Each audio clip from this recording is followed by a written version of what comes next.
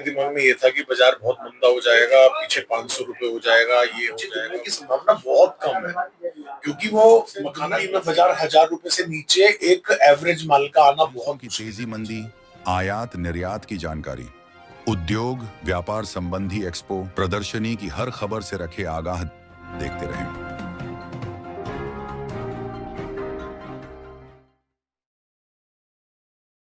नमस्कार, आप देख रहे हैं केएनएच डिजिटल मीडिया ग्रुप में रंजन इसके उद्योग व्यापार की खास खबरों के साथ।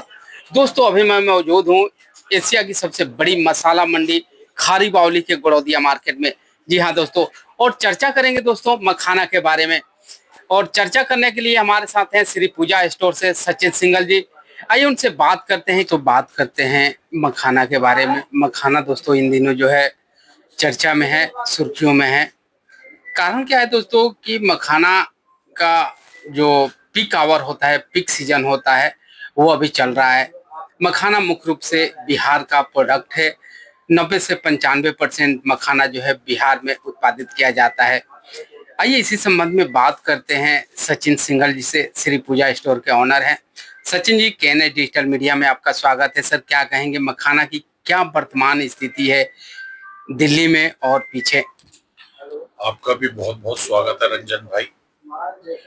और मखाने की स्थिति अच्छी लग रही है, जैसे कि लोग सब कोई ना कोई सबके दिमाग में ये था कि बाजार बहुत मंदा हो जाएगा, पीछे 500 रुपए हो जाएगा, ये हो जाएगा, वो हो जाएगा। और मैं कहीं से कहीं तक भी मंदे में नहीं था। शायद आपने मेरा पिछला इंटरव्यू भी लिया था जब मैंने ये कहा था हाँ कि मखाने का रेट हमारे को बहुत ज्यादा नीचे नहीं दिखता था, क्योंकि मखाने का काम करने वाले बहुत ज्यादा लोग हैं और बहुत फर्में हैं, बहुत एजेंट्स हैं, बहुत व्यक्ति हैं वहां पे काम करने वाले। थोड़ा सा बाजार नीचे आते ही वहां पे माल की खरीदारी शुरू हो जाती है, तो इस वजह से बाजार नीचे गिरने की संभावना बहुत कम है, क्योंकि वो मखाना इतना फेमस हो चुका है, इतना उसका प्रोडक्ट है। ये रेट भी जो इस टाइम चल रहे हैं, मैं आपको बताता हूँ क्या क्या रेट चल रहे हैं पीछे। अगर कल को टैरिफ जो यूएसए का टैरिफ है वो हट जाए, या बाहर से जो भी समस्याएं आ रही हैं इंडिया से बाहर जाने की, वो समस्याएं हट जाए, तो बाजार यहाँ से जो करंट रेट है वहां से 200 रुपए करीब ऊपर हो जाए। सर, ये भी संभावनाएं जो है जताई जा रही है कि ग्लोबल हो चुका है और इसके मखाना बोर्ड के गठन भी हो गए हैं और इसके नए एचएसएन कोड भी आ गए हैं।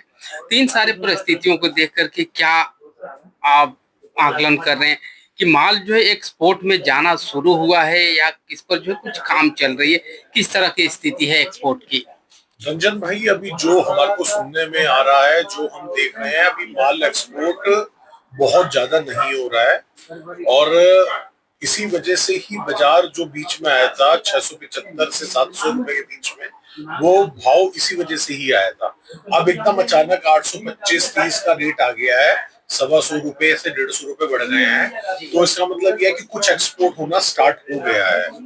तो इसी बात से पता लगता है अपने इंडिया की सेल तो जो है वो है, और जो बाहर की सेल है उससे 25 अपनी फसल का 25 से 30% बाहर माल जाता है, और वो 25-30% माल पूरे तरीके से बाहर जाना स्टार्ट हो गया, तो हमारे मखाने में एकदम नई ऊंचाई देखने को मिलेगी। यानी कि फेस्टिवल से पहले आप किस तरह का आकलन कर रहे हैं? जो अभी बाजार चल रहा है इसमें 100 से 150 रुपए और तेजी आ सकती है, या फिर अभी धीरे धीरे करके जो अनुमान लगाया जा रहा है? आज की स्थिति रंजन भाई, मुझे जो मेरी पर्सनल थिंकिंग है वो मुझे ये लगती है, जैसा कि हम लोग पूरी जिंदगी मखाने के कामों में रहे हैं और मखाने की एक चाल से वाकिफ हैं, मुझे लगता है कि 700 से लेके 850 के बीच में अभी बाजार रहेगा। अभी मुझे और ज्यादा तेजी नहीं लग रही है।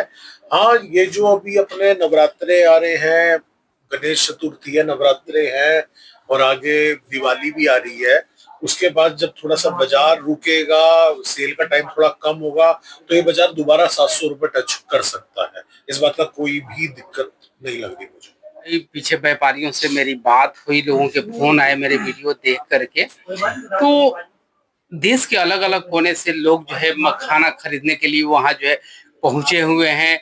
लोगों में एक इस तरह की चीजें चल रही है कि भाव जो एक्चुअल उनको पता होना चाहिए कि भाव हरदा में क्या चल रहा है, पूर्णिया में क्या है, भागलपुर में क्या है, वो कंफ्यूजन की स्थिति जो है खरीदार में भी बनी हुई है। जो वहाँ के व्यापारी हैं वो भी जो है लगे हुए हैं कि पूर्णिया में बाजार जो चल रहा है वही दरभंगा वाले माल का भी होना चाहिए। तो एक बहुत रोचक स्थिति बनी हुई है, खास करके मखाने में लोग जो है देश के अलग अलग कोने से जो है मखाना खरीदने पहुंच रहे हैं, चाहे पैकेजिंग वाले हों, एक्सपोर्ट वाले हों या लोकल व्यापार वाले। तो आप इसको किस तरह से देख रहे हैं, आपके पास किस तरह का फीडबैक आ रहा है?